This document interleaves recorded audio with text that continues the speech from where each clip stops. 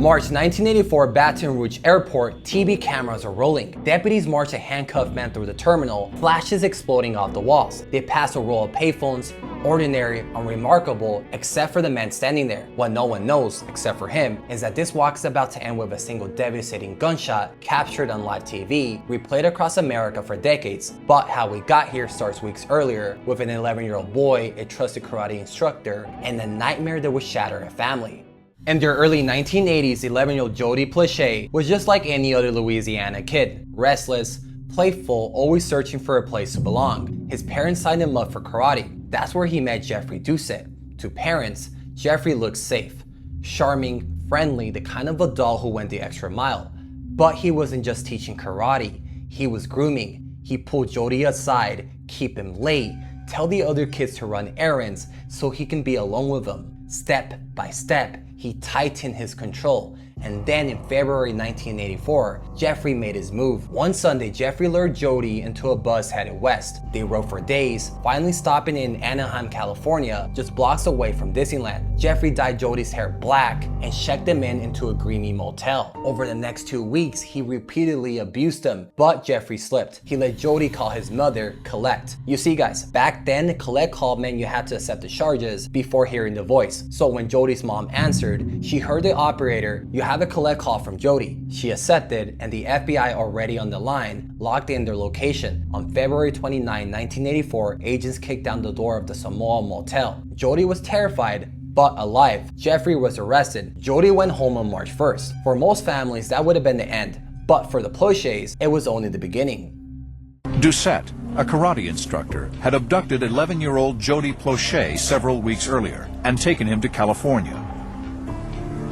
When Jody was rescued and returned to his family, his father Gary was coping with reports that Doucette had sexually assaulted his son.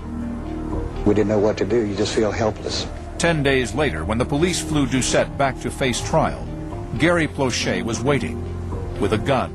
Jeffrey was being flown back to Louisiana. Reporters swarmed the airport. Cameras were set up to capture his arrival. And one of the people who learned the exact time and place was Gary Plauché, Jody's father. Gary had once worked behind the camera. He knew where the press would stand. He knew exactly where to wait. So on the night of March 16, 1984, he slipped on a .38 revolver into his boot, walked into the Baton Rouge Airport, and stood at a row of payphones, calm on the outside, boiling on the inside.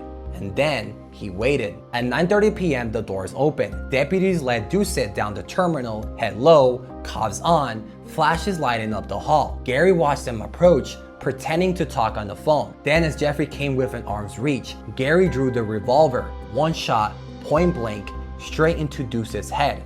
The sound cracked through the terminal. And guys, cameras caught every single second. Deputies slammed Gary against the wall, and as they dragged him away, one officer shouted the line burned into history. "Why, Gary, why?"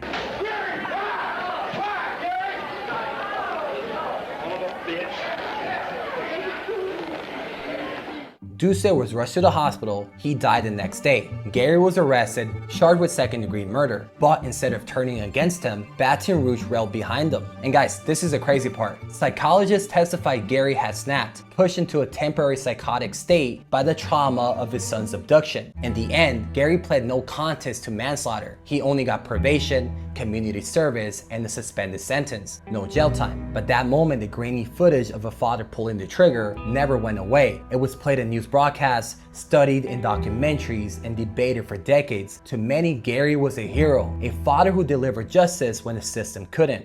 If you guys enjoyed this video, and if you want to hear more crazy stories like this, then join my Patreon.